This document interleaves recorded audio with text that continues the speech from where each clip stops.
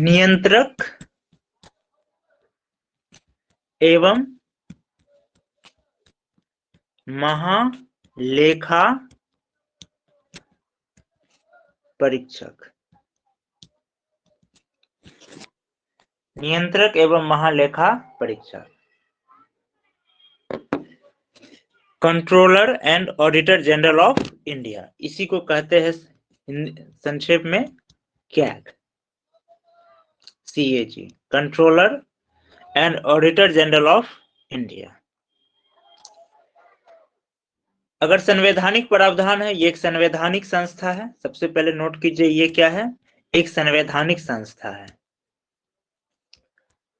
शुरुआत में ये संवैधानिक संस्था नहीं थी, कब नहीं थी ये भी बता देंगे। सफर इसका भी वैधानिक संस्था से हुआ है, लेकिन वर्तमान में ये एक संवैधानिक संस्था है। कहाँ है इसका वर्णन? भारतीय संविधान के भाग 5 में। भारतीय संविधान में कहाँ है इसका वर्णन? संविधान का कहाँ है? भाग 5 में है। भाग 5 में है, अनुच्छेद 148 से 151 तक है। इसको गार्जियन भी कहा जाता है, पब्लिक पर्स का, यानी कि पब्लिक का जो भी रुपया है उसके ये गार्जियन है। जो पब्लिक का रुपया है उसका क्या है, ये गार्जियन है। ठीक, 148 से 151 तक इसका वर्णन किया है। संवैधानिक प्रावधान इसका हम लोग बाद में देखेंगे। अब जरा इसका इतिहास देखते हैं, कैग का इतिहास देखते हैं हम लोग। कैग का इतिहास, पहले इतिहास देखते हैं, फिर उसके बाद वर्तमान में आएंगे, फिर संवैधानिक प्रावधान भी देख लेंगे। इसका पुराना नाम था महालेखाकार। पहले इसका नाम क्या था? महालेखाकार। ये महालेखाकार का कार्यालय कब स्थापित हुआ था? 1858। और 1858 क्या है, भारतीय इतिहास में एक ऐतिहासिक वर्ष है। क्यों ऐतिहासिक वर्ष है? क्योंकि 1858 में ही क्या हुआ था, ईस्ट इंडिया कंपनी से शासन किसके अंतर्गत गए थे? ब्रिटिश के क्राउन के अंतर्गत। ब्रिटिश क्राउन के अंतर्गत क्या हुआ था, ईस्ट इंडिया का कंपनी का शासन चला गया था। यानी ब्रिटिश क्राउन ने भारत का प्रशासनिक नियंत्रण 1858 में क्या किया था, अंग्रेजी ईस्ट इंडिया कंपनी से अपने हाथों में लिया था। उसी समय इसका महालेखाकार का कार्यालय स्थापित हुआ। उसके बाद 1860 में, कब? 1860 ईस्वी में पहली बार एडवर्ड ड्रमंड,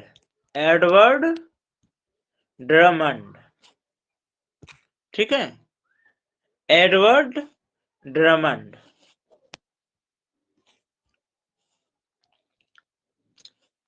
इनको क्या किया गया, इनको पहले ऑडिटर जनरल के रूप में नियुक्त किया गया। पहला ऑडिटर जनरल के रूप में नियुक्त किया गया, पहला ऑडिटर जनरल 1860 में। इसके कुछ समय बाद क्या हुआ, भारत के महालेखा परीक्षक को भारत सरकार का लेखा परीक्षक और महालेखाकार कहा जाने लगा। इसके ही समय के बाद क्या हुआ, कुछ समय बाद भारत के जो महालेखा परीक्षक थे, महालेखा परीक्षक को क्या कहा जाने लगा? इसको कहा जाने लगा भारत सरकार का लेखा परीक्षक। भारत सरकार का लेखा परीक्षक, भारत सरकार का लेखा परीक्षक और महालेखाकार, आवाज सही से जा रही है सबको? ओके, महालेखाकार। ये 1860 तक का कहानी है। अब आते हैं 1866। अब क्या हुआ, इस पद का नाम बदल दिया गया। अब इसका नाम बदल के क्या किया गया, 1866 में नाम परिवर्तन हुआ, और नाम परिवर्तन करके क्या कर दिया गया, अब इसका नाम रखा गया नियंत्रक महालेखा परीक्षक। नियंत्रक महालेखा परीक्षक, नियंत्रक महालेखा परीक्षक, ठीक है।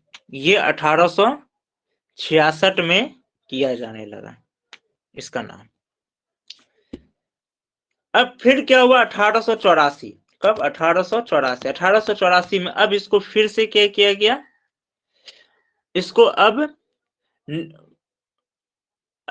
अभी तक था नियंत्रक महालेखा परीक्षक, अब हो गया नियंत्रक और महालेखा परीक्षक। अब इसका नाम क्या कर दिया गया,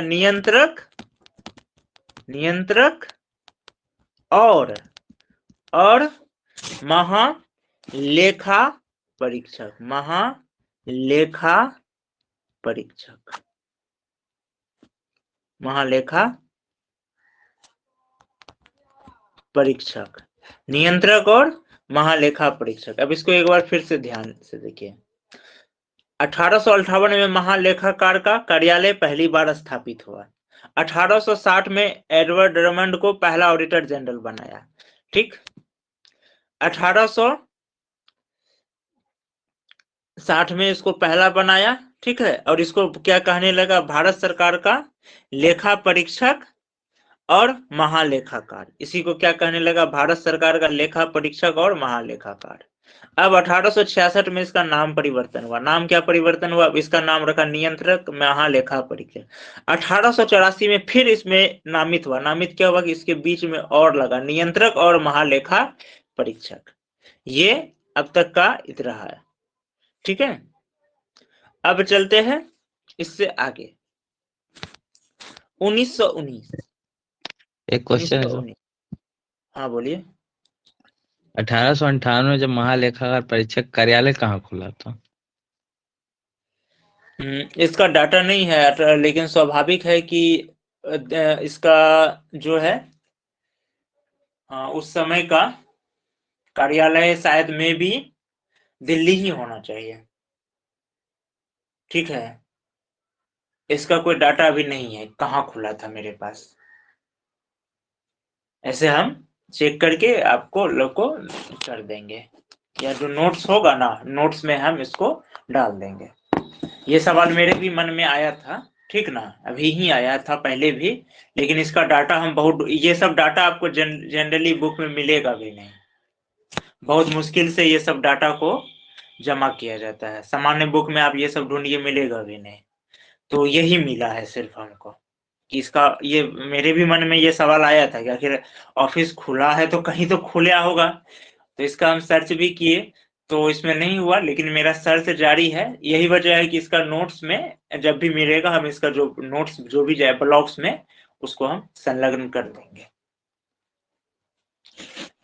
सामान्यतः ऐसा डाटा जल्दी नहीं मिलता। संभवतः ऐसा मेरा ये है अपना, या तो कलकत्ता होगा, ठीक है, या फिर नई दिल्ली होगा।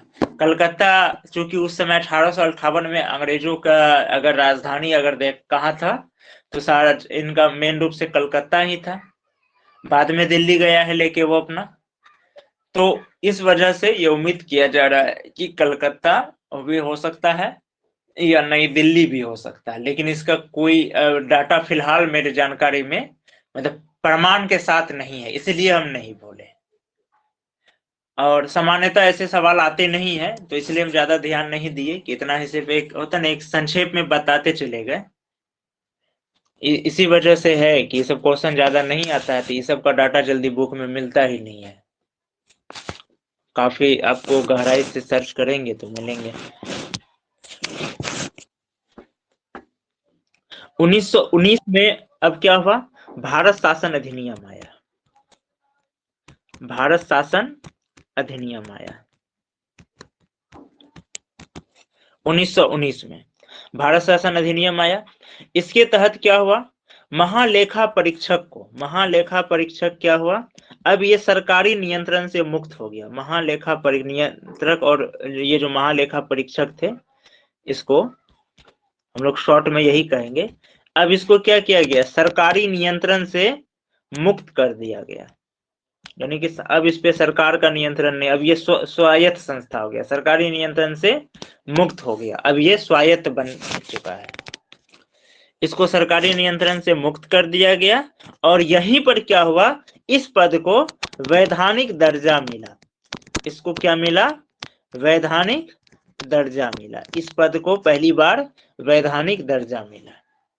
अब देखिए यहाँ पर 1919 में इसको वैधानिक दर्जा मिला। जितने भी बुक है जिसमें कि आपको भारत का संवैधानिक विकास का चर्चा किया गया है, शायद ही किसी बुक में ये चीज का जिक्र किया होगा। इस पॉइंट को शायद ही कहीं चर्चा किया होगा कि इसी अधिनियम के तहत महालेखा परीक्षक को क्या किया गया था, वैधानिक पद का दर्जा दिया गया। ऐसा नहीं क्यों? क्योंकि ऐसे सवाल बहुत कम ही आते हैं, तो इस वजह से वो उसी को लेके चलते हैं ज्यादातर सभी, जो इम्पोर्टेंट है, जो एग्जाम में ज्यादा आते हैं। अब आते हैं 1935। 1935 में क्या आया था? भारत सरकार अधिनियम 1935। भारत सरकार अधिनियम फिर आया, वो भारत शासन था, ये भारत सरकार अधिनियम। इसमें क्या हुआ? संघीय ढांचे में यहाँ पर भारत 1935 का भारत सरकार अधिनियम जो आया था, इसमें क्या था? संघीय ढांचे का भारत को स्वरूप दिया गया था। कैसा? संघीय ढांचे, संघात्मक स्वरूप दिया गया था। इसमें प्रांतीय परीक्षकों के लिए, किसके लिए? क्योंकि संघीय ढांचा दिया तो प्रांत बना, उस समय राज्य वाला नहीं, प्रांत कहा जाता था। प्रांतीय परीक्षकों के लिए, किसके लिए? प्रांतीय परीक्षकों के लिए प्रावधान करके महालेखा परीक्षक को क्या किया? और शक्ति दे दिया। प्रांतीय परीक्षक के पद का प्रावधान करके क्या किया गया? महालेखा परीक्षक के पद को और ज्यादा शक्ति दिया। इस अधिनियम में नियुक्ति और सेवा प्रक्रियाओं का भी उल्लेख किया गया और भारत के महालेखा परीक्षक के कर्तव्यों का संक्षिप्त वर्णन दिया। क्या किया? इसके कर्तव्य का, महालेखा परीक्षक के कर्तव्य का संक्षिप्त में वर्णन भी कर दिया कि इनका क्या क्या काम है। अब 1936 में, अब आते हैं 1936। इसमें क्या हुआ? लेखा और लेखा परीक्षा आदेश ने, 1936 के लेखा और लेखा परीक्षा आदेश ने महालेखा परीक्षक के उत्तरदायित्व और लेखा परीक्षा कार्यों का क्या क्या प्रावधान किया, और जो कि 1947 तक क्या हुआ? अपरिवर्तित रहा। यानी 1936 में लेखा और लेखा परीक्षा आदेश आया। क्या आया? लेखा और लेखा परीक्षा आदेश। ठीक है, ये जो आदेश आया, ये लेखा और लेखा परीक्षा आदेश जो आया, ये क्या किया? यह महालेखा परीक्षा के उत्तरदायित्व और लेखा परीक्षा कार्यों का प्रावधान किया। और ये जो कार्यों और उत्तरदायित्व और कार्यों का प्रावधान किया, ये 1947 तक परिवर्तित रहा। अब आते हैं हम लोग स्वतंत्रता के बाद। स्वतंत्रता के बाद जो है संविधान में कहां से कहां तक है? संविधान में है 148 से लेकर के 151 तक। अब हम लोग इसी पे फोकस करते हैं। सामान्यतः जो परीक्षा वगैरह आते हैं, इसमें सवाल यहीं से आते हैं, और आपको हर बुक में, अधिकांश 95% बुक में आपको यहीं से रहेगा। जितना भी इतिहास का बताया, ये शायद ही किसी बुक में ये सब डाटा दिया जाता है, इसलिए ढूंढना मुश्किल हो जाता है। ये सबको काफी ढूंढने के बाद मिल पाता है। तो अब हम लोग आ गए मूल संविधान में। भारत का नियंत्रक एवं महालेखा परीक्षक कहां से कहां तक है? 148 से 151 तक। ठीक है, भाग 5 में, कहां पर? भाग, इसमें क्या है? ये एक प्राधिकरण है, ध्यान रखिएगा। क्या है? प्राधिकरण है ये अधिकरण नहीं है, प्राधिकरण है। यानी इसको न्यायिक क्षमता नहीं है। इसका काम है सिर्फ रिपोर्ट दे देना, अपना बात बता देना। न्यायिक क्षमता इसके में नहीं। अगर ये अधिकरण रहता तो क्या होता? इसमें न्यायिक क्षमता भी होता, तब ये अर्ध न्यायिक संस्था हो जाता, लेकिन ऐसा नहीं है।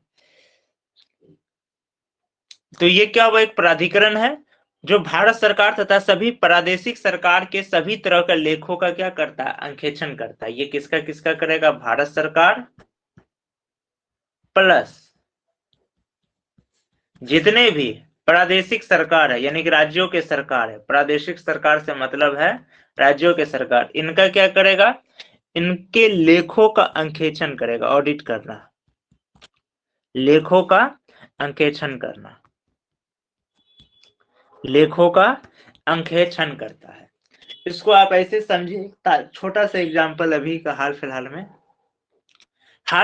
में भारत सरकार बोला रेलवे को लेकर के, देखिए रेलवे को लेकर के भारत सरकार बोला कि हम लोग का जो है नया सरप्लस चल रहा है। सरप्लस का मतलब था कि 100 रुपया का जैसे अगर है हम भाड़ा ले रहे हैं तो 93 रुपीज हमको खर्च हो रहा है। यानी अगर एक कस्टमर से 100 रुपया लिए तो उसमें हमको 93 जो है 100 में 93 समथिंग और भी था दशमलव में खर्च हो रहा है, यानी कि बचत हो रहा है। लेकिन कैग का रिपोर्ट आया, ये गवर्नमेंट का रिपोर्ट है, ये सरकार का रिपोर्ट है। अब आते हैं कैग का रिपोर्ट। अगर कैग क्या कहा, नहीं, सरकार 100 रुपया अगर भाड़ा ले रही है तो 114 रुपया खर्च कर रही है, यानी कि रेलवे घाटा में जा रहा है। इस साल की बात है, 21 की बात। क्या बोला कि अगर सरकार 100 रुपया ले रही है तो 114 रुपया भाड़ा में उसका खर्च हो रहा है, उसको पब्लिक उसके पीछे, यानी कि रेलवे क्या है, घाटे में है। तो कैग यही काम है कैग का। अब क्या है कि इसके लिए वो सरकार को कुछ पनिश नहीं कर सकता, ये रिपोर्ट वो दे दिया संसद में, वो दे दिया, अब लोक लेखा समिति समझ लेगा। अब जो उनके वहां जो लोक लेखा समिति है वो लोक लेखा समिति तय करेगा, वो अब इस पे चर्चा करेगा, सरकार को घेरेगा। ये सब का जो जो एक प्रक्रिया है जो बताया जा चुका है विधायी प्रक्रिया में, वो अब वहां से शुरू होगा। इनका काम को जस्टिस करना नहीं है, बैठकर सरकार को पनिशमेंट देना नहीं है ये, क्योंकि ये प्राधिकरण है, ये सिर्फ एक रिपोर्ट दे दिया कि सरकार जो है झूठ बोल रही है। 100 रुपया में 93 रुपया खर्च नहीं हो रहा, 100 रुपया में 114 रुपया खर्च हो रहा है, यानी बढ़ रहा है, घट नहीं रहा। तो जब खर्च बढ़ेगा तो स्वाभाविक है क्या हो रहा है, इसका मतलब आप घाटे में जा रहे हैं।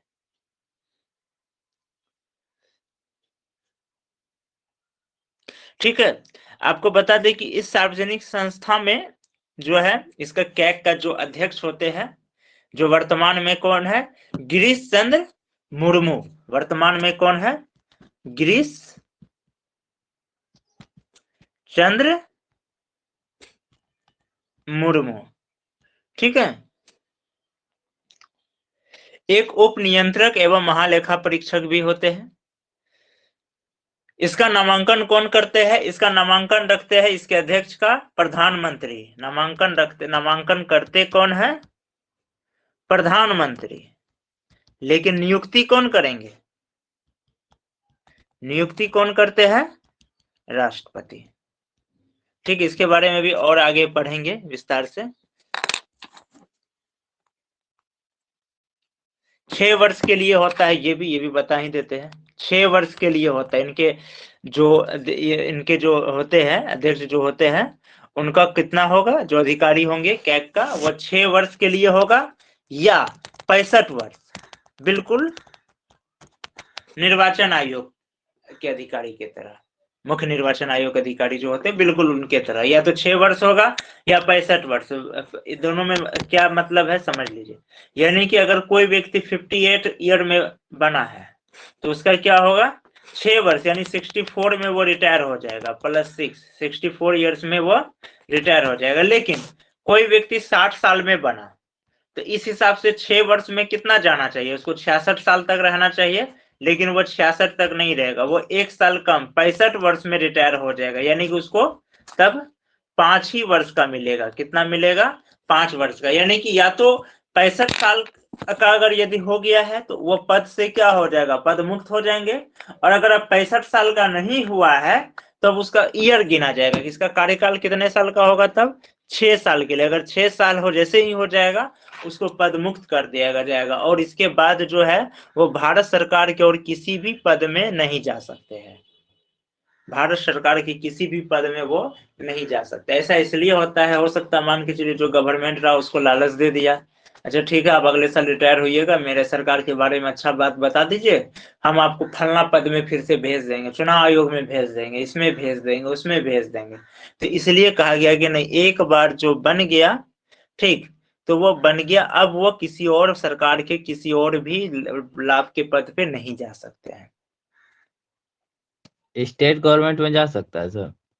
नहीं, बीजेपी का यहाँ सरकार है, अब बीजेपी का ही सरकार और केंद्र में भी है, एमपी में, तो उसको एमपी में नहीं भेज देगा कि जाइए हम आपको एमपी में दे रहे हैं, एमपी में आपको राज्य सचिव बना देंगे या और कुछ बना देंगे, गवर्नर बना देंगे। स्टेट में भी तो उसको भेज सकता है कि गवर्नर बना के हम आपको भेज देंगे। बात समझे? फिर फायदा क्या हुआ? जी, यानी कि स्टेट और सेंट्रल कहीं भी नहीं रख सकता है, कहीं भी सीधा नहीं सीधे रहेगा घर वो। बैठना। और किसी भी सरकार का किसी भी लाभ के पद पर वो नहीं जाएंगे।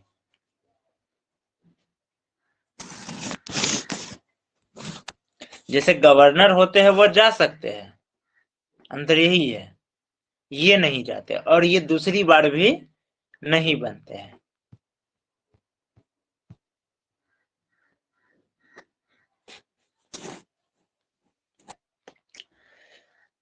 अब आते हैं हम लोग अनुच्छेद 148। हम लोग देखते हैं आर्टिकल 148।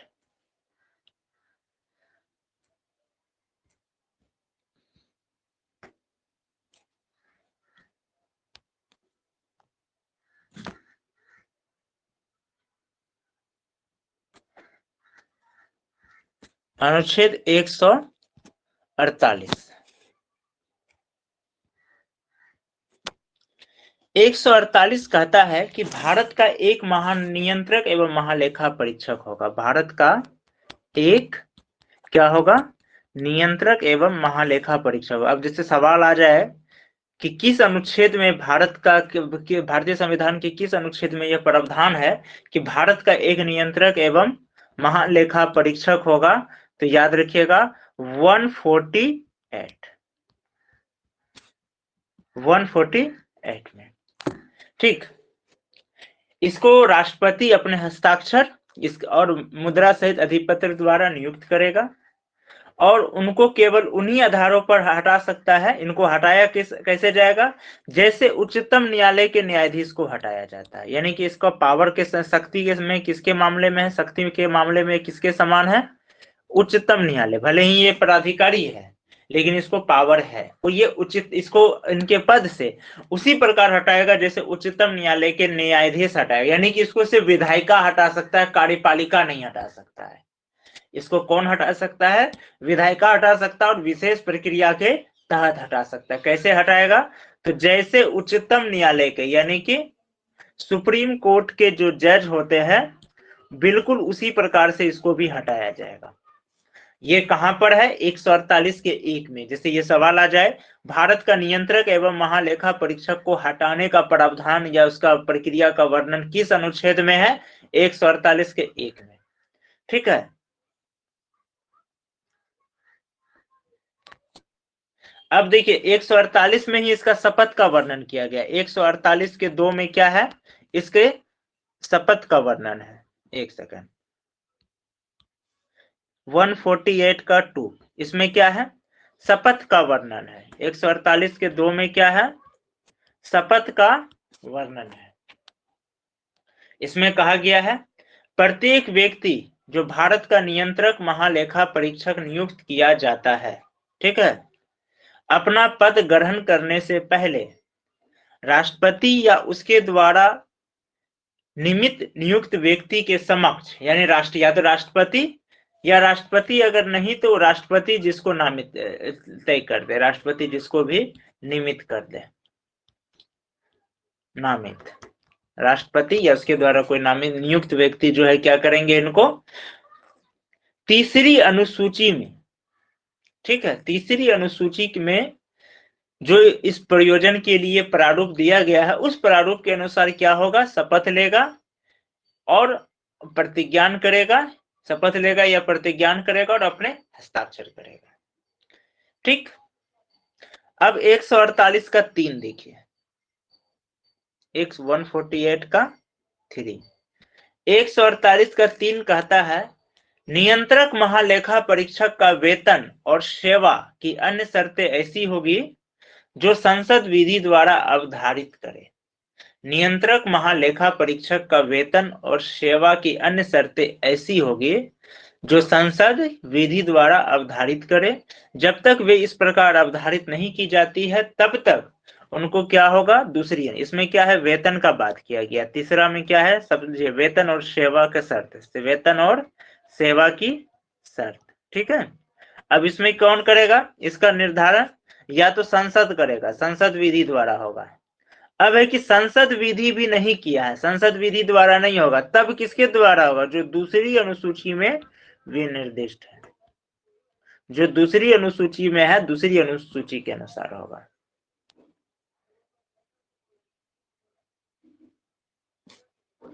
ठीक,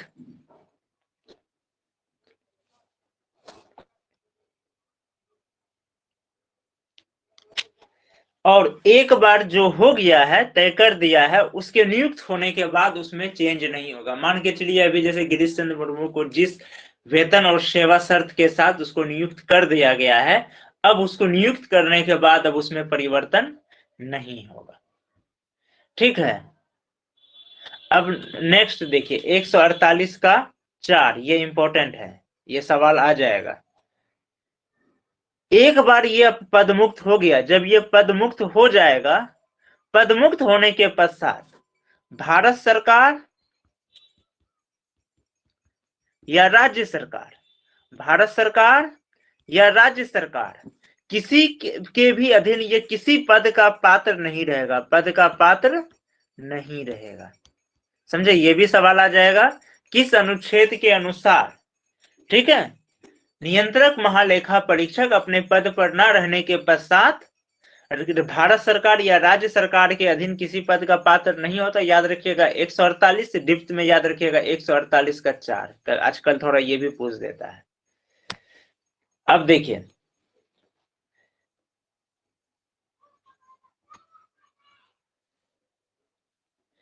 148 का 5 में क्या है, इसमें कहा गया है कि संविधान के और संसद द्वारा बनाए गए किसी विधि के उपबंध के अधीन, किसके अधीन? 148 के 5, इसमें देखिए दो बात है, संविधान या संसद विधि उपबंध, संसद विधि उपबंध के अधीन। ठीक है, संविधान या संसद विधि के बंध के अधीन रहते हुए भारतीय लेखा परीक्षा और लेखा विभाग में सेवा करने वाले व्यक्ति की सेवा की शर्तें नियंत्रक महालेखा परीक्षक की प्रशासनिक शक्तियां होगी। ठीक है, ये नियंत्रक महालेखा परीक्षक की प्रशासनिक शक्तियां होगी।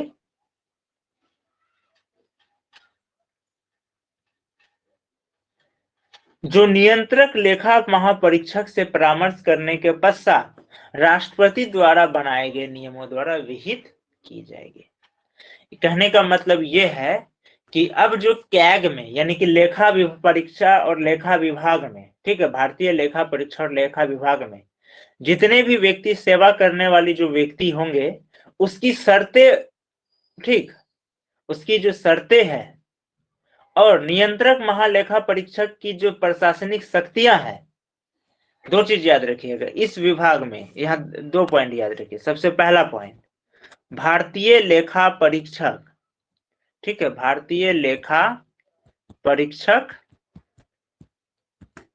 और लेखा विभाग, भारतीय लेखा परीक्षक और लेखा विभाग, यह है।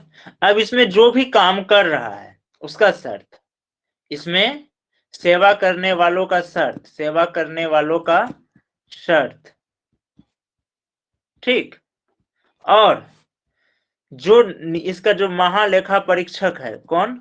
महालेखा परीक्षक, महालेखा परीक्षक को शॉर्ट में लिख रहे, इसका जो प्रशासनिक शक्ति है, इसका प्रशासनिक शक्ति वो कौन सा होगा? वो राष्ट्रपति द्वारा बनाए गए नियमों के अनुसार होगा, वह राष्ट्रपति द्वारा बनाए गए नियमों में विहित होगा। ठीक है, और राष्ट्रपति भी नियम कैसे बनाएंगे? संविधान के अधीन या संसद द्वारा बनाए गए किसी विधि के तहत।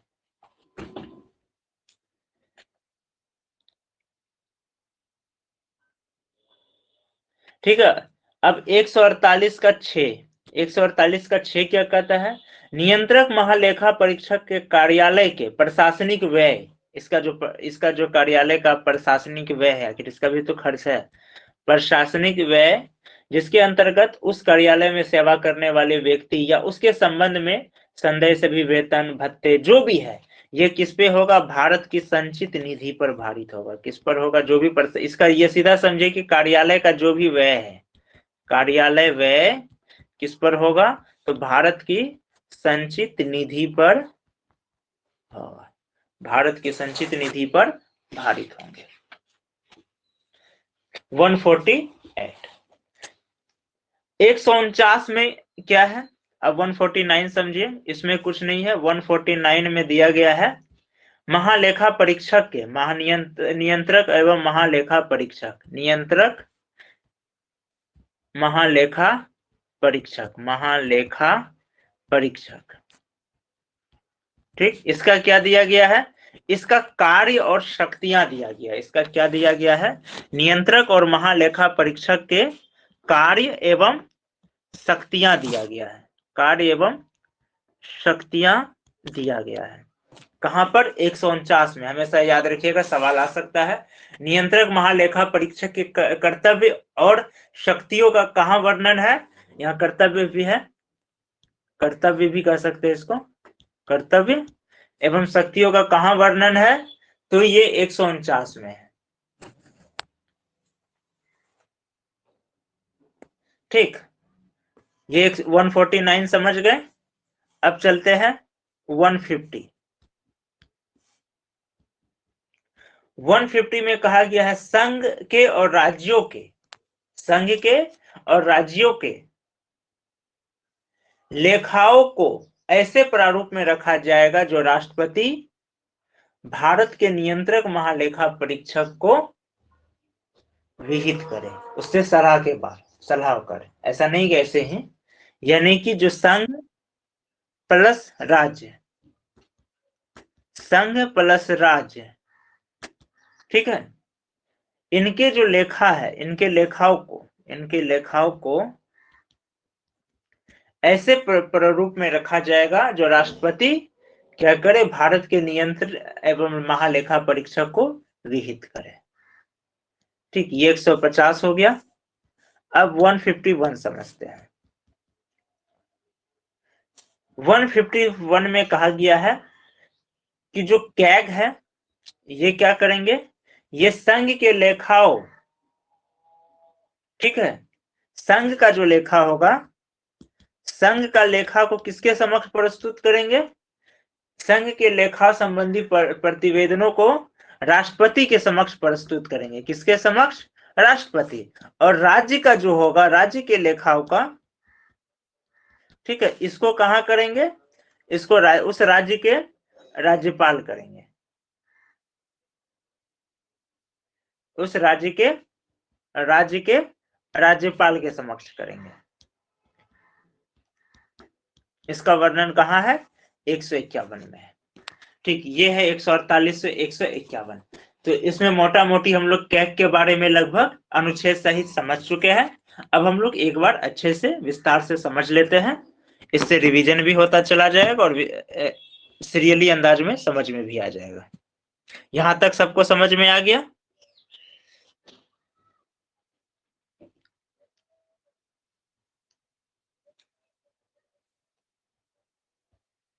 यहां तक समझ में आ गई? 148 से 151।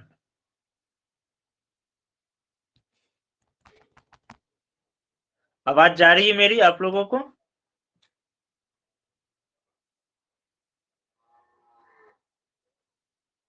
हेलो,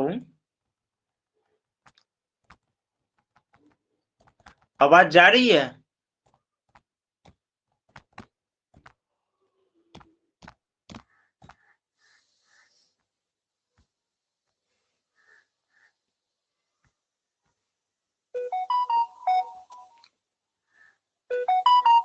आवाज नहीं जा रही है क्या सही से?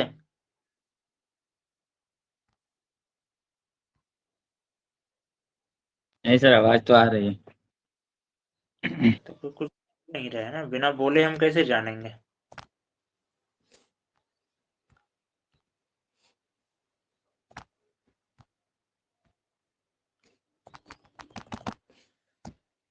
चलिए अब समझते हैं हम लोग।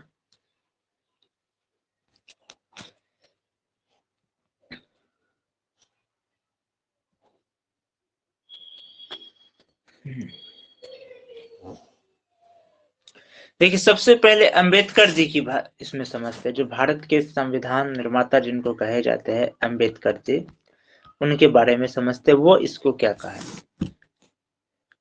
अंबेडकर जी के अनुसार ये भारत का जो नियंत्रक और महालेखा परीक्षक है, कैग जो है, ये क्या है, इनके अनुसार संभवतः ये भारत का सबसे महत्वपूर्ण पदाधिकारी है। भारत का सबसे महत्वपूर्ण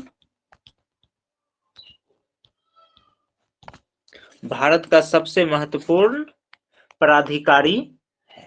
सबसे महत्वपूर्ण अधिकारी ये है, ये अंबेडकर जी का मानना है, क्योंकि ये वो व्यक्ति है जो देखता है कि संसद द्वारा अनुमन्य खर्चों की सीमा से अधिक धन खर्च ना हो पाए, या संसद द्वारा विनियोग अधिनियम में निर्धारित मदों पर ही धन खर्च किया जाए। यानी कि ये देखता है, जो कार्यपालिका है, यानी जो सरकार है, कार्यपालिका कहिए या सरकार के, ये जो खर्च करेगा, ये खर्च कैसे करना है, जो संसद द्वारा अनुमोदित किया गया, जो संसद द्वारा विनियोग अधिनियम में, क्या किया गया है, विनियोग अधिनियम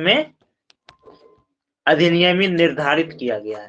ये जो निर्धारित किया है, इससे ज्यादा ये खर्च ना कर पाए। अगर खर्च कर रहा है तो उसका रिपोर्ट देना है। देखिए, सिर्फ क्या ये नहीं देखता, और भी बहुत चीज देखता है। क्या ये भी देखता है सरकार जो खर्च किया है, क्या वो खर्च सही तरीके से किया कि नहीं किया। जैसे फॉर एग्जांपल के लिए, यहां से माल ढोना है, ठीक है, सपोज कीजिए यहां से एक जगह है ए और ये जगह है बी, यहां से किसी माल को लाना है, ए और बी के से लाना है, ठीक ना। अब यहाँ देखिए, यहाँ ट्रेन रूट भी है, और ट्रेन रूट कैसे है, 1 रुपया पर किलोमीटर पड़ता है अगर ढोया। और यहाँ से रोड रूट भी है, इसी के बीच में रोड रूट, और रोड रूट में क्या है, 2 रुपया पर किलोमीटर पड़ रहा है, ठीक है। सरकार क्या कर रही है, वो रोड का ये कर रही है। तो अब क्या है, कैग देखेगी आखिर रोड क्यों कर रही है। हो सकता है कि कोई ऐसा बात है कि रेलवे में उस को कैरी करने में दिक्कत हो रहा है, या फिर ऐसा भी हो सकता है कि ट्रेन रूट में जो है समय का कोई बात हो रही होगा, कुछ भी। लेकिन जब देखा कि नहीं, ट्रेन रूट में कोई दिक्कत नहीं है, ट्रेन रूट से भी सामान आराम से लेकर जा सकता था, इसका मतलब क्या है, ये खर्च सरकार नाजायज कर रही। कहने का मतलब यहाँ सरकार भ्रष्टाचार नहीं कर रही है, यहाँ कोई घपला नहीं कर रहा, लेकिन कैग ये देख रहा है कि भाई ये सामान ए से बी स्थान तक ले जाने में ट्रेन रूट के माध्यम से 1 रुपया में ले जाया जा सकता था, लेकिन सरकार 2 रुपया में लेकर जा रही है। यानी कि सरकार ईमानदार है, भ्रष्टाचार नहीं कर रही है, घपला नहीं कर रही है, लेकिन ये क्या कर रही है, पब्लिक का 1 रुपया खर्च एक्स्ट्रा कर रही है। वो भी क्या करता है, उसको भी रिपोर्ट बनाया जाता है। कभी कभी वही आ जाता है खबर में, सरकार असल में होता है ऐसा, कभी कभी वो घोटाला किया नहीं है, लेकिन ये जो खर्च जो टेक्निकली तरीके से ना करने के कारण जो एक्स्ट्रा खर्च हो जाता है, तो उसी को कैग लिख देता है कि सरकार ने अतिरिक्त खर्च किए। यानी कि जहां 1 रुपया का माल ढोने में क्या किए, अतिरिक्त खर्च किए। अब उसको क्या होता है, विपक्ष मुद्दा बना लेता है, अच्छा ये सरकार जो है घोटाला किया। कभी कभी इसमें ये भी छुपा रहता है, लालच भी छुपा रहता है। लालच क्या छुपा रहता है, अब जो रोड से जा रहा है, अब जिस बस से जा रहा है, पता चला वो बस क्या है, वो बस सरकार के ही किसी खास आदमी का है, इसलिए सरकार ट्रेन से ना भेज करके रोड से भेज रहा है, ताकि उसके खास आदमी को सरकारी खर्च से इनकम हो, सरकारी मतलब भारत सरकार के जो राजस्व है उससे धन मिले। तो ये भी कैग देखता है, ऐसा नहीं कि कैग सिर्फ यही देखेगा कि अब मान के चलिए संसद तय किया 10 रुपया खर्च करना है माल ढोने में, ठीक है। अब ये क्या किया, ये माल ढोने में रोड इसमें 10 रुपया ही खर्च किया, लेकिन अब कैग देख रहा है कि भाई यहाँ तो 5 रुपया में भी जा सकता था। तब इसका मतलब ये नहीं कि कैग यहाँ छोड़ देगा, नहीं, सरकार संसद तो तय किया था कि 10 रुपया इसमें खर्च करना है और 10 ही रुपया खर्च किया, ऐसा नहीं, वहां भी वो रिपोर्ट बनेगा, नहीं अगर सरकार चाहती तो 5 रुपया में ही खर्च निपटा सकती थी, लेकिन ये जानबूझ करके 10 रुपया में निपटाया। तो कैग ये भी देखती है। तो डॉक्टर भीमराव अंबेडकर की भाषा में क्या है, कैग जो है ये भारत का संभवतः क्या है, सबसे महत्वपूर्ण अधिकारी है, क्योंकि ये क्या करती है, ये देखती है कि सरकार जो है वो संसद द्वारा जो भी विनियोग अधिनियम में निर्धारित किया गया है खर्च, उतना ही खर्च कर रही है या नहीं कर रही है। उतना खर्च कर रही है, या अगर ज्यादा कर रही है या बराबर भी कर रही तो क्या उसमें बचाया जा सकता था, ये सब देखते। ये क्या है, स्वतंत्र प्राधिकरण है, ये स्वतंत्र भारत सरकार का स्वतंत्र प्राधिकरण है, सॉरी प्राधिकरण है, स्वतंत्र प्राधिकरण है। ये भारतीय लेखा परीक्षा और लेखा विभाग का प्रमुख और सार्वजनिक क्षेत्र का प्रमुख संरक्षक है। ये भारतीय लेखा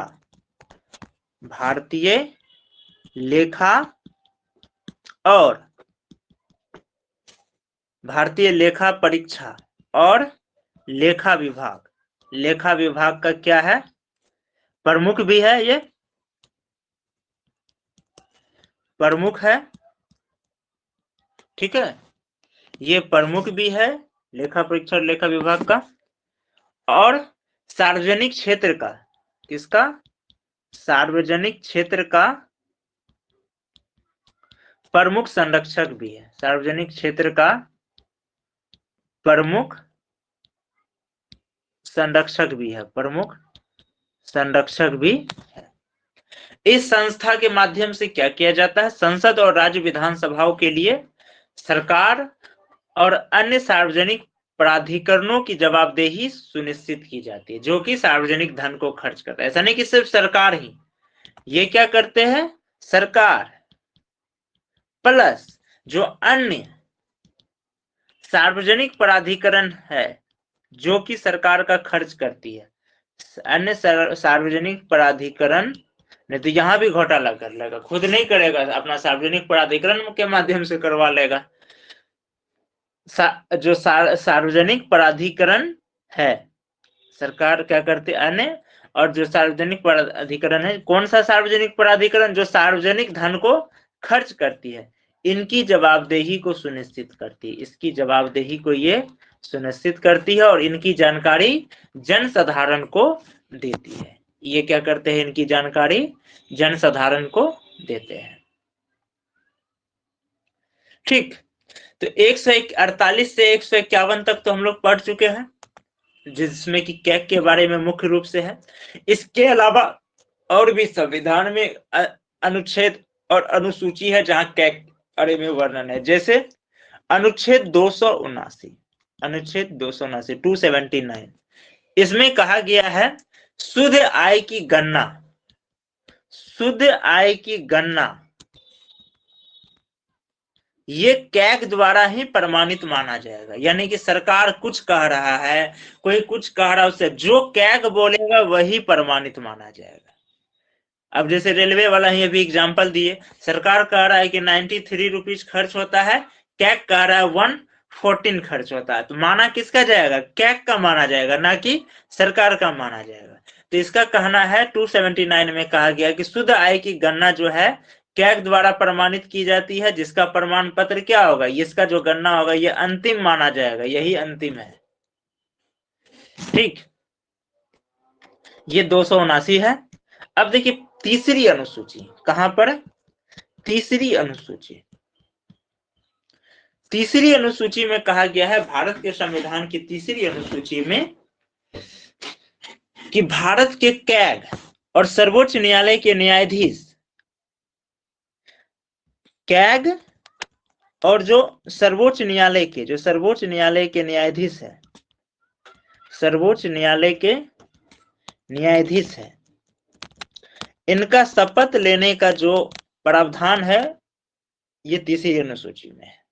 यहां पर पहले भी बता चुके और एक समान है, इसी वजह से दोनों का शक्ति समान है। इसको हटाने के लिए, कैग को हटाने के लिए वही प्रक्रिया है जो सर्वोच्च न्यायालय के न्यायाधीश को हटाने के लिए है। ठीक, अब चलते हैं हम लोग छठी अनुसूची, छठी अनुसूची, टोटल 12 अनुसूची है, आप लोग को पता होगा 8 अनुसूची मूल संविधान में थे, और इसके बाद जो है 4 अनुसूची और जुड़े। छठी अनुसूची के अनुसार जिला परिषद या क्षेत्रीय परिषद के खातों को राष्ट्रपति और कैग द्वारा अनुमोदित प्रारूप के अनुसार रखा जाना चाहिए। जो जिला परिषद है,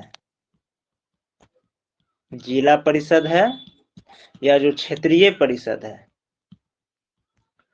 जिला परिषद या क्षेत्रीय परिषद का जो खाता होगा, इसको कैसे करना है, या तो राष्ट्रपति और कैग दोनों से अनुमोदित होना चाहिए। राष्ट्रपति और कैग से क्या होना चाहिए, ये अनुमोदित प्रारूप के अनुसार ही रखा जाना चाहिए। जो ये अनुमोदित करेंगे उसी प्रारूप के अनुसार रखना है। इस निकायों के खाते का लेखा जोखा इस तरह से करना होगा जिस प्रकार कैग उचित समझता है, और ऐसे खातों से संबंधित रिपोर्ट राज्यपाल को प्रस्तुत की जाएगी, जो विधानमंडल के समक्ष रखी जाएगी। किसके अनुसार रखना है, कैग के अनुसार रखना है, लेकिन प्रस्तुत कैसे करना है, राज्यपाल के समक्ष करना है, और राज्यपाल उसको विधानमंडल के समक्ष रखेंगे।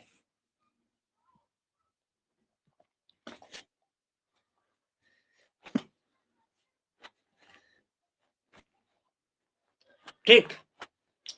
कैग की शक्ति और कार्य की बात करें तो वह भी हम लोग जब 148 से 151 पढ़ रहे थे तो उसमें बता चुके 149 में है। ठीक है। कैग के लिए एक और अधिनियम है, स्वतंत्र नियंत्रक और महालेखा परीक्षक अधिनियम 1971। नियंत्रक और महालेखा परीक्षक, नियंत्रक और महालेखा परीक्षक 1971। इसमें क्या कहा गया है, इसमें कैग की कर्तव्य देखिए, संविधान में जो 149 में तो है, लेकिन यहां भी कर्तव्य, शक्तियां और सेवा शर्त का क्या किया गया है, इसमें वर्णन किया गया है। ठीक है।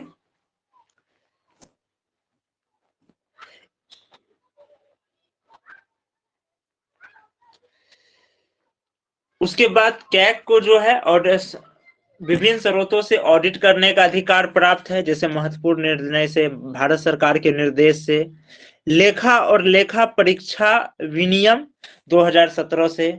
जो कैग को जो ऑडिट करने का अधिकार प्राप्त है, कहां से है, इसको एक बार देख लेते हैं। इसको ऑडिट करने का अधिकार प्राप्त है सबसे पहले 148 से 151, ये तो है ही। उसके बाद जो अभी बताए, नियंत्रक और महालेखा परीक्षक 1971, जहां कर्तव्य, शक्ति और सेवा शर्त का भी वर्णन है, वहां से है। दूसरा, इसके बाद भारत सरकार के निर्देश से ये करते हैं, भारत सरकार का भी इसको निर्देश प्राप्त है। उसके बाद लेखा और लेखा परीक्षा विनियम 2017।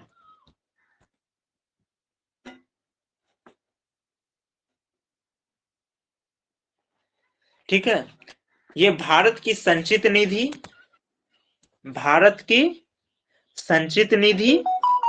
और प्रत्येक राज्य केंद्र शासित प्रदेश जिसकी विधानसभा होती है, उसकी संचित निधि से संबंधित खातों के सभी प्रकार के खर्चों का परीक्षण कर सकता है। अब जिसका विधानसभा नहीं होता वो तो भारत सरकार खुद करती है।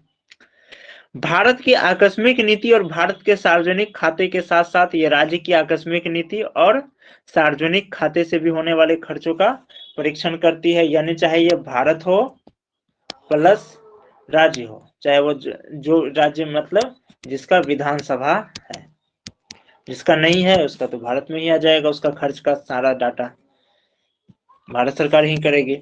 इसका वो क्या कर सकता है, संचित निधि का, आकस्मिक निधि का,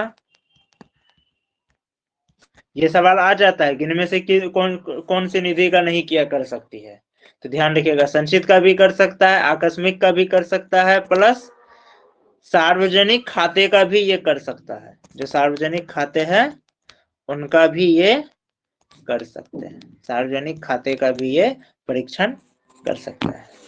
केंद्र सरकार और राज्य सरकार के किसी भी विभाग के सभी ट्रेंडिंग, विनिर्माण, लाभ हानि खातों, बैलेंस शीट और अन्य अतिरिक्त खातों का ऑडिट करता है। संविधान कानूनों द्वारा आवश्यक होने पर वो केंद्र या राज्यों के राजस्व से वित्तपोषित होने वाले सभी निकायों, प्राधिकरणों, सरकारी कंपनियों, निगमों और निकायों की आय व्यय का परीक्षण करता है। राष्ट्रपति या राज्यपाल द्वारा अनुशंसित किए जाने पर किसी अन्य प्राधिकरण के खातों का ऑडिट करता है। अगर राज्यपाल या राष्ट्रपति उसको अनुशंसित किए हैं तो ये अन्य प्राधिकरण का भी ऑडिट कर सकते हैं, जैसे कोई स्थानीय निकाय है। ठीक है, ये ध्यान रखिए, ये केंद्र और राज्य के राजस्व से, जो वित्त पोषित से जो भी निकाय, प्राधिकरण, सरकारी कंपनी, निगम, निकाय जो भी है उसका तो परीक्षण करेगा ही करेगा। साथ में राष्ट्रपति और राज्यपाल की अनुशंसा से अन्य प्राधिकरण का भी ये कर सकता है, जैसे कोई स्थानीय निकाय है उनका भी कर सकता है। केंद्र और राज्य के खाते जिस प्रारूप में रखे जाएंगे उसके संदर्भ में ये क्या करता है, राष्ट्रपति को सलाह देता है। केंद्र के खातों से संबंधित अपनी ऑडिट रिपोर्ट को राष्ट्रपति को सौंपता है, जो संसद के दोनों पटलों पर रखा जाएगा, और राज्य से संबंधित क्या करेगा, राज्यपाल के समक्ष रखा जाएगा, जो विधानसभा में रखा जाएगा। ये लोक लेखा समिति के, पब्लिक अकाउंट कमेटी के, ये संसद में जो लोक लेखा समिति है, जो पढ़े होंगे या पढ़ाए थे, शायद आप लोगों का भी याद है क्या नहीं है, लोक लेखा समिति जो है संसद में, ठीक है, तो ये लोक लेखा समिति का क्या करता है, मार्गदर्शक। ये भी सवाल आ सकता है, कौन लोक लेखा समिति का मार्गदर्शक कहिए, मित्र कहिए या सलाहकार कहिए, इनके रूप में ये काम करता है। मार्गदर्शक, मित्र और सलाहकार। ठीक है,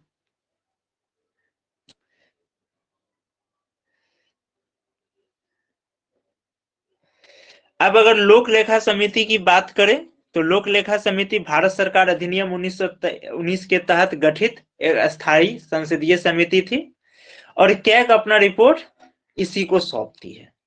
केंद्र और राज्य में लोक लेखा समिति को ही ये सौंपती है।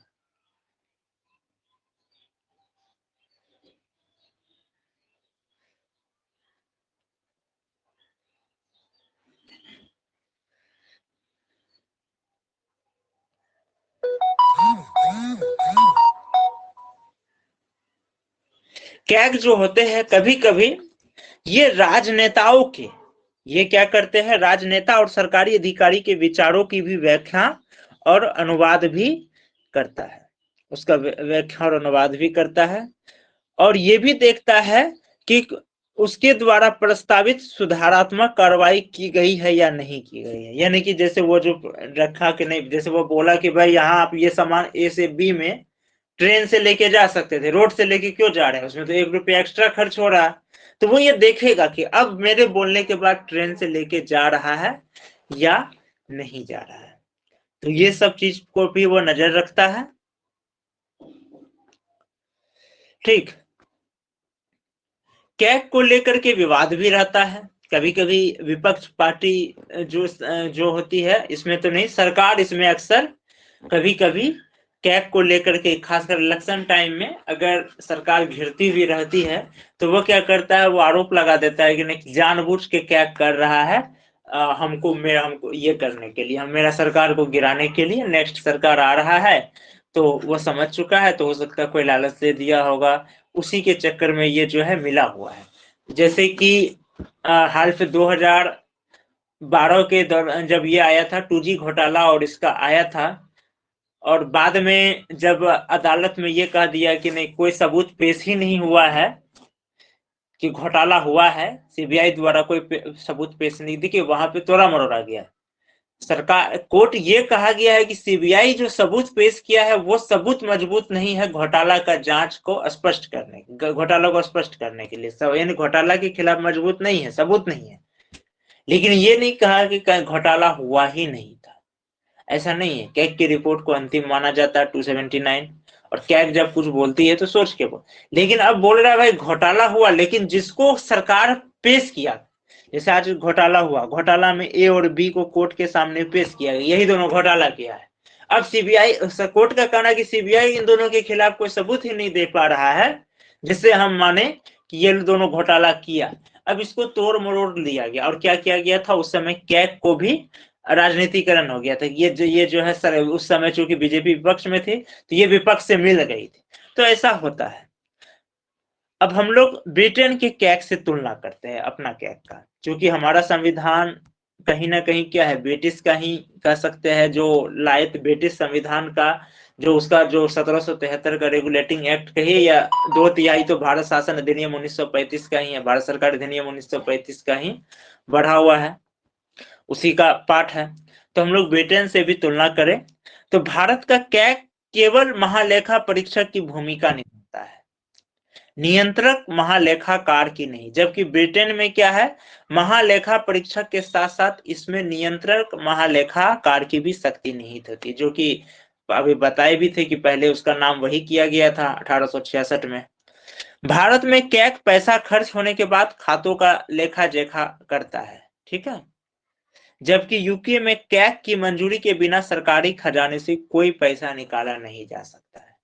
अंतर समझ लीजिए, भारत में क्या है, खर्च कर लिया है, खर्च करने के बाद आएगा, लेकिन यूके में क्या है, खर्च करने के लिए पहले अनुमति लेना पड़ेगा कैग से, फिर कीजिएगा, ऐसे आप नहीं कर सकते हैं।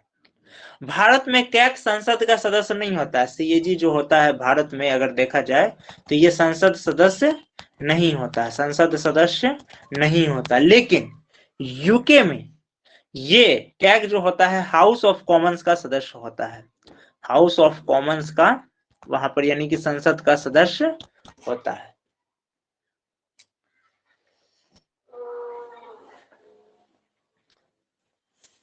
ये अंतर है दोनों में, भारत के कैग में और ब्रिटेन के कैग में।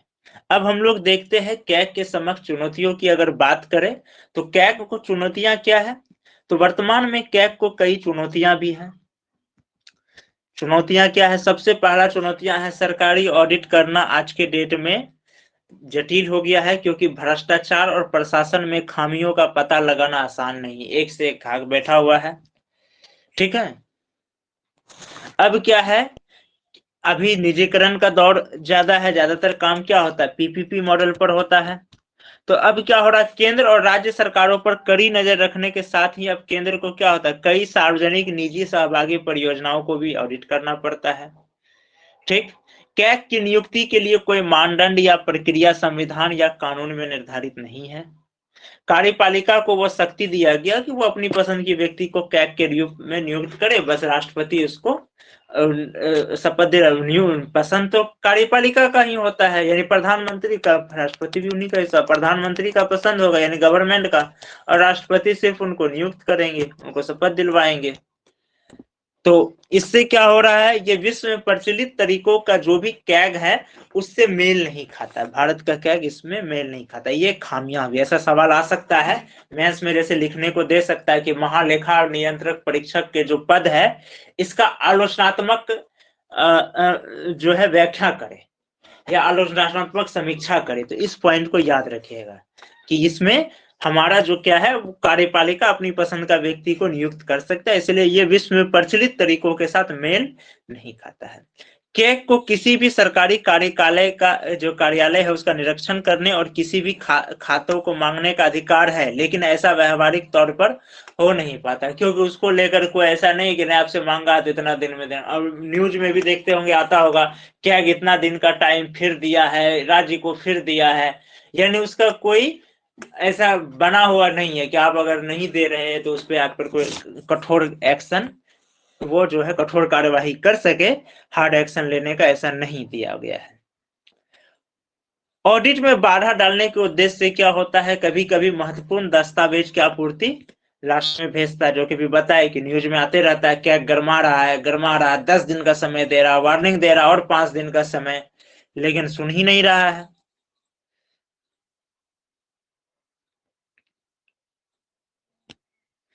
तो इसमें क्या करना चाहिए, इसमें एक रूल बनना चाहिए कि नहीं आपको इतना दिन में दे देना है, अगर नहीं दिए तो उस कार्यालय पर क्या होगा, जो उसके अधिकारी होंगे उस पर कारण बताओ नोटिस जा सकता है राष्ट्रपति की तरफ से। तो ये पावर का हो रहा है।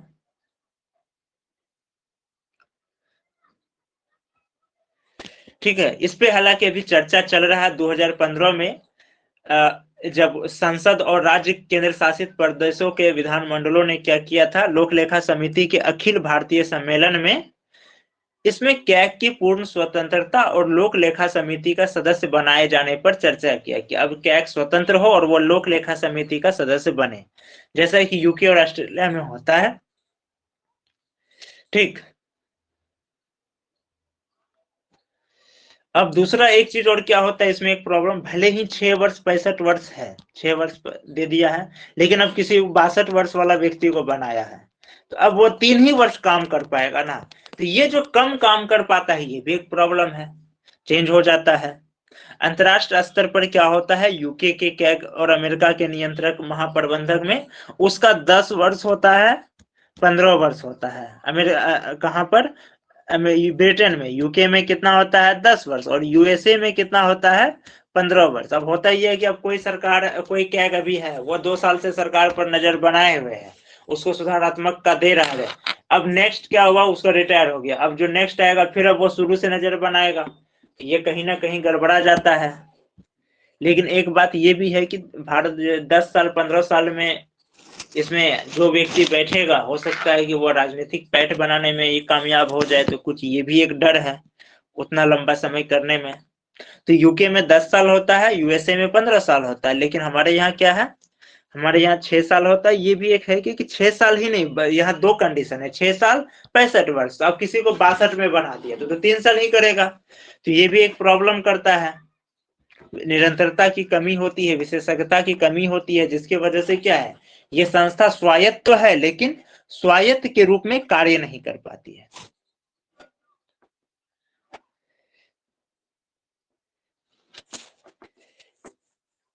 अब जो संघ और राज्य के खातों का ऑडिट का काम कौन करता है, वास्तव में Indian audit and accounts department. ठीक है, Indian audit and accounts department. लेकिन इसको क्या है, इसको कोई वैधानिक मान्यता नहीं दिया गया, जबकि अन्य देशों में दिया हुआ है, लेकिन इसका कोई नहीं है यहाँ पर। ये इसका एक समस्या है। ठीक है, अब जो है देखते हैं इसमें सीएजी विनोद राय का क्या सुझाव है। बस ये एक अंतिम पॉइंट है कि सीएजी पहले विनोद राय इस पे कुछ सुझाव दिए थे, उस सुझाव को हम लोग देख लेते हैं। उनका सुझाव था पूर्व, ये पूर्व में है, अभी नहीं, अभी तो गिरीश चंद्र मुर्मू है, ये एक्स है, एक्स कैग है ये सुझाव दिए थे एक्स कैग विनोद रॉय। ठीक, इनका सुझाव था इसके दायरे में सभी निजी सार्वजनिक सहभागी, यानी कि जितने भी पीपीपी मॉडल है, ठीक है, पंचायती राज संस्थान, पंचायती राज संस्थान, यानी जितने पीपीपी मॉडल के हैं, पंचायती राज संस्थान भी जो है उसको क्या करना चाहिए, उसको लाना चाहिए इसके दायरे में, और सरकार द्वारा वित्त पोषित जितने भी संस्थान है सबको लाना है। 1971 में जो कैग का एक्ट है, 1971 में जो कैग का एक्ट आया है, इसको संशोधन करना चाहिए ताकि शासन में बदलाव में तालमेल हो सके, और नया कैग चुनने के लिए सीवीसी यानी कि मुख्य सतर्कता आयोग के चयन की तरह एक कॉलेजियम जैसा तंत्र होना चाहिए, एक कॉलेजियम जैसा तंत्र होना चाहिए, ताकि सरकार अपने पसंद के व्यक्ति को ना बैठाने में, जो अभी इस पर आरोप है कि वो अपने ही पसंद के व्यक्ति को बैठा लेते हैं सकते हैं, वो ना हो। विदेशों की तरह जैसे अमेरिका में, यूके में है, वहां का जिस तरह का कैग चुना जाता है वैसा ही विश्वसनीय कैग हमारे यहाँ भी चुना जाए। तो ये सीएजी विनोद राय का सुझाव था। अब इस पे देखा जाए कब तक ये होता है। तो ये कैग था, पूरा कंप्लीट हो चुका है कैग में ए टू जेड, और इससे संबंधित जो नोट्स है वो ब्लॉग्स में आप सबको मिल जाएंगे, जिनको वहां से पढ़ना हो वहां से पढ़ लीजिएगा ब्लॉग्स के माध्यम से। और आपका जो सवाल था कि 1860 में पहला ऑफिस कहाँ खोला गया था, ये हम खुद इसको, मेरे भी माइंड में ये सवाल है और हम खुद इसको ढूंढ रहे हैं, ये ब्लॉग्स में इसको संलग्न कर देंगे। ये सर गूगल में खोजे तो दिखा रहा है दक्षिण पश्चिम प्रांत और अवध, उसके बाद 1862 में इलाहाबाद किया गया। ठीक है, हम इस पे ना एक्चुअली गूगल पे कम ही विश्वास रखते हैं, ठीक, जब तक कोई ऑथेंटिक बुक में ना मिले। गूगल हाँ में क्या होता है, बताइए। हाँ गूगल में देखिए क्या होता है, आप भी एक वेबसाइट बनाइए और आप भी कुछ कीजिए और उसको शेयर कीजिए, जब वो ज्यादा सर्च होने लगेगा, सीओ आप एसईओ आपका अगर स्ट्रांग है तो वो भी आपका शो होगा। अब जैसे गूगल में कोई साइट है, क्योरा ऐसे कुछ साइट है, उसमें कुछ भी ढूंढिए सबसे पहले वही होगा और आधा आंसर उसमें रॉन्ग होता है, क्योंकि उसमें कोई भी आदमी जाके आंसर देता है वो भी दिखाने लगता है। आप हम कोई भी आंसर ठीक, दीजिए वो दिखाने आप लगता है। बताइएगा। हाँ, तो हम एक बार उस पर कर लेंगे सर्च अच्छे से। ठीक है, आप जो बोले हैं उस पे भी देख लेंगे, अगर वही रहा तो जो भी रहेगा हम ब्लॉग्स में संलग्न कर देंगे, ऐसे उतना इम्पोर्टेंट ये नहीं रखता है, या हो सके हिस्ट्री में कहीं मिल जाए, हिस्ट्री क्लास में, क्योंकि ये तो इतिहास से रिलेटेड हो गया।